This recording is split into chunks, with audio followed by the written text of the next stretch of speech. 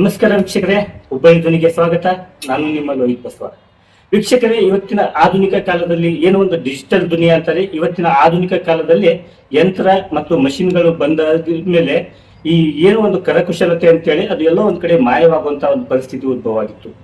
ಈ ಒಂದು ಕರಕುಶಲತೆಗೆ ಮತ್ತಷ್ಟು ಪ್ರೋತ್ಸಾಹ ನೀಡಬೇಕು, ಆ ಕರಕುಶಲತೆಗೆ ಮತ್ತಷ್ಟು ಒಂದು ಪ್ರೋತ್ಸಾಹ ನೀಡಬೇಕು ಅನ್ನೋ ನಿಟ್ಟಿನಲ್ಲಿ ಹುಬ್ಬಳ್ಳಿಯ ಸಿಬಿಟಿಯಲ್ಲಿ ಏನೋ ಒಂದು ಗಾಂಧಿ ಬಜಾರ್ ಅಂತೇಳಿ ಒಂದು ಮಾರಾಟ ಮೇಳ ಮತ್ತು ಪ್ರದರ್ಶನವನ್ನು ಮಾಡ್ತಾ ಇದ್ದಾರೆ.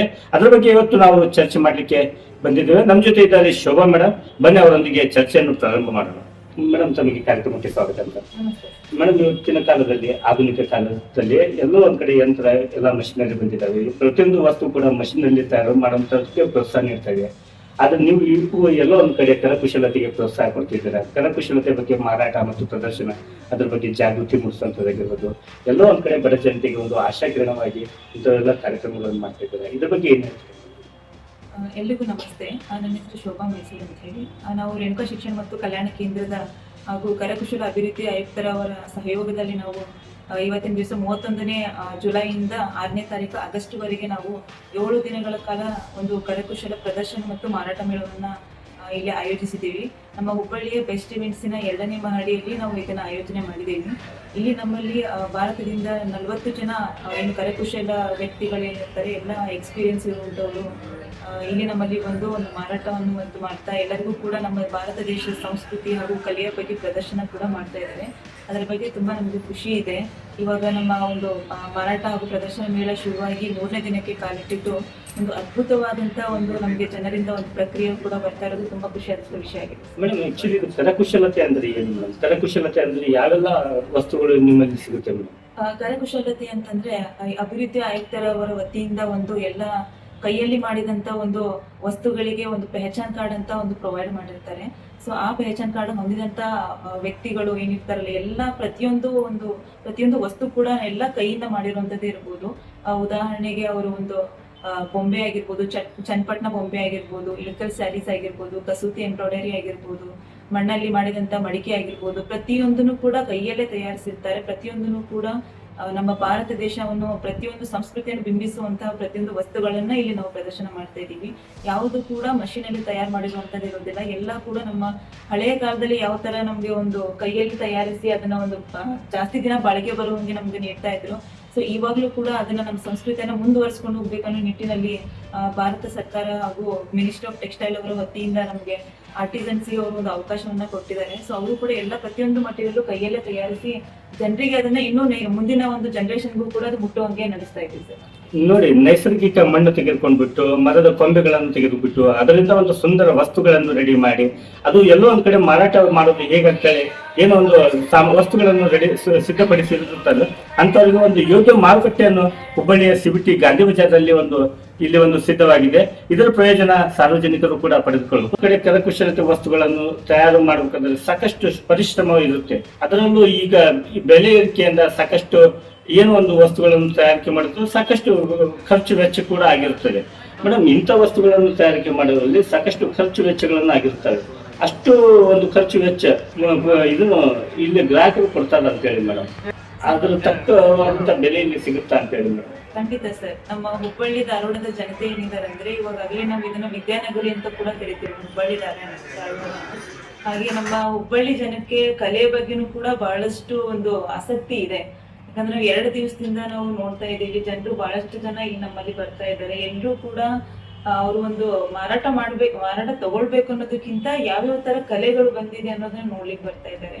ಸೊ ನಮ್ಮ ಆರ್ಟಿಸನ್ಸ್ ಕೂಡ ಏನು ಅವರು ತಯಾರಿಕೆ ನಡೆಸಿರ್ತಾರೆ, ಹಾಗೆ ಅವರು ಕಚ್ಚಾ ವಸ್ತುಗಳನ್ನೆಲ್ಲ ಏನ್ ತಗೊಂಡ್ ಬಂದಿರ್ತಾರಲ್ಲ, ಅದಕ್ಕೆಲ್ಲ ನಾವು ಭಾರತ ಸರ್ಕಾರ ಹಾಗೂ ಕರಕುಶಲ ಅಭಿವೃದ್ಧಿ ಆಯುಕ್ತರ ಅವರ ವತಿಯಿಂದ ನಾವು ಅವರಿಗೆ ಒಂದು TADA ಅಂತ ಕೂಡ ನಾವು ಅವ್ರಿಗೆ ಕೊಡ್ತಾ ಇದ್ದೀವಿ. ಆಮೇಲೆ ಅವರು ಸರಕು ಸಾಗಾಣಿಕೆ ವೆಚ್ಚವನ್ನು ಕೂಡ ನಮ್ಮ ಸಂಸ್ಥೆ ಹಾಗೂ ಕರಕುಶಲ ಅಭಿವೃದ್ಧಿ ಇಲಾಖೆಯಿಂದನೇ ನಾವು ಕೊಡ್ತಾ ಇದ್ದೀವಿ ಸರ್.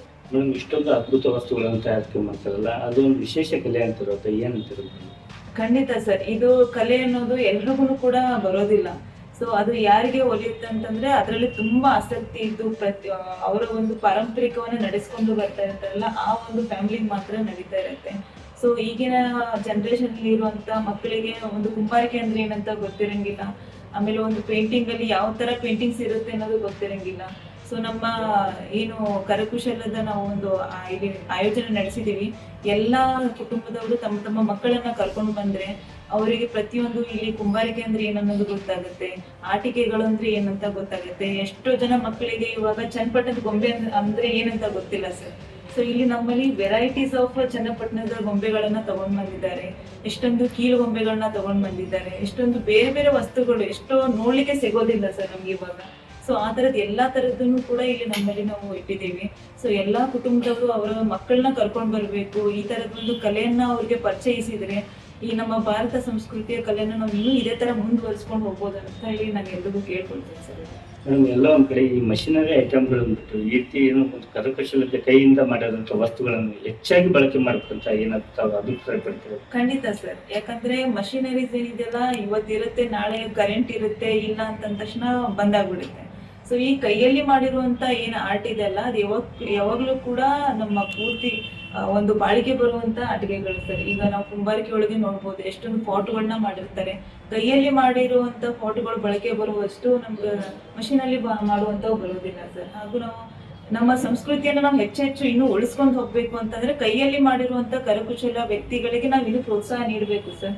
ಇದೇ ನಿಟ್ಟಿನಲ್ಲಿ ನಾವು ನಮ್ಮ ರೇಣುಕಾ ಶಿಕ್ಷಣ ಮತ್ತು ಕಲ್ಯಾಣ ಕೇಂದ್ರದ ವತಿಯಿಂದ ನಾವು ಇನ್ನೂ ಮುಂದಿನ ದಿನಗಳಲ್ಲಿ ಇದೇ ತರ ಕರಕುಶಲ ವ್ಯಕ್ತಿಗಳಿಗೆ ಪ್ರೋತ್ಸಾಹ ನೀಡುವಲ್ಲಿ ನಾವು ಒಂದು ಶ್ರಮ ವಹಿಸ್ತಾ ಇದ್ದೀವಿ. ಎಲ್ಲೋ ಒಂದ್ ಕಡೆ ಸಾಕಷ್ಟು ಕರಕುಶಲತೆ ಮಾಡುವಂತ ವ್ಯಕ್ತಿಗಳು ಇವತ್ತಿಗೂ ಕೂಡ ಇದ್ದಾರೆ. ಅವರು ಸಿದ್ಧಪಡಿಸಿದಂತ ಒಂದು ವಸ್ತುಗಳನ್ನು ಮಾರಾಟ ಮಾಡೋದು ಹೇಗೆ ಅನ್ನೋ ಒಂದು ಚಿಂತೆಯಲ್ಲಿ ಇದ್ದಾರೆ. ಇಂಥ ಒಂದು ಮಾರಾಟ ಮತ್ತು ಪ್ರದರ್ಶನ ಮೇಳಗಳು ಹೆಚ್ಚೆಚ್ಚು ಆಗಬೇಕು ಅನ್ನೋದು ಅವ್ರಿಗೊಂದು ಆಸೆ ಅಭಿಪ್ರಾಯ ಕೂಡ ಇದೆ. ಇದ್ರ ಬಗ್ಗೆ ಏನಾಗ್ತದೆ? ಖಂಡಿತ ಸರ್, ನಮ್ಮ ಭಾರತ ಸರ್ಕಾರವು ಜವಳಿ ಸಚಿವಾಲಯ ಹಾಗೂ ಕರಕುಶಲ ಅಭಿವೃದ್ಧಿ ಇಲಾಖೆಯಿಂದ ಗಾಂಧಿ ಶಿಲ್ಪ ಬಜಾರ್ ಅಂತ ಪ್ರತಿ ವರ್ಷನೂ ಕೂಡ ನಾವು ನಡೆಸ್ತಾ ಇರ್ತಾರೆ. ಈ ವರ್ಷ ನಮ್ಮ ರೇಣುಕಾ ಶಿಕ್ಷಣ ಮತ್ತು ಕಲ್ಯಾಣ ಕೇಂದ್ರಕ್ಕೆ ಹುಬ್ಬಳ್ಳಿ ಧಾರವಾಡ ಜಿಲ್ಲೆಯಲ್ಲಿ ನೀಡಿದ್ದಾರೆ. ಈ ತರ ನಮ್ಮ ಕರ್ನಾಟಕದ ಪ್ರತಿಯೊಂದು ಜಿಲ್ಲೆಯಲ್ಲೂ ಕೂಡ ನಡೀತಾ ಇರುತ್ತೆ. ಎಲ್ರೂ ಕೂಡ ನೀವು ಒಂದು ಆಸಕ್ತಿ ಇದ್ದಲ್ಲಿ ಅಥವಾ ನಿಮ್ಗೆ ಒಂದು ಕಲೆ ಇದ್ದಲ್ಲಿನೂ ಕೂಡ ನಮ್ಮ ಕರಕುಶಲ ಅಭಿವೃದ್ಧಿ ಇಲಾಖೆಯಲ್ಲಿ ನೀವು ಒಂದು ಪೆಹಚಾನ್ ಕಾರ್ಡ್ ಅಂತ ಪಡಿಬಹುದು. ಪೆಹಚಾನ್ ಕಾರ್ಡ್ ಅಂತ ತಗೊಂಡ್ರೆ ನೀವು ಮುಂದೆ ಬರುವಂತ ಪ್ರತಿಯೊಂದು ಮಾರಾಟ ಮೇಳ ಹಾಗೂ ಪ್ರದರ್ಶನ ಮೇಳದಲ್ಲಿ ನಿಮ್ಗೆ ಪಾಲ್ಗೊಳ್ಳೋಕೆ ಅವಕಾಶ ಸಿಗುತ್ತೆ.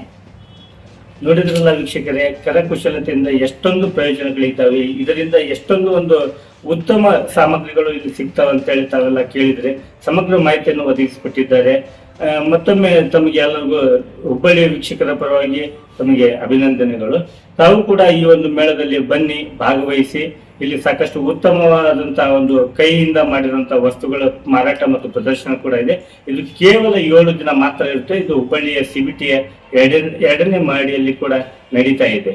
ಹುಬ್ಬಳ್ಳಿ ಧ್ವನಿ ಜೊತೆಗೆ ಲೋಹಿತ್ ಬಸವ, ಹುಬ್ಬಳ್ಳಿ.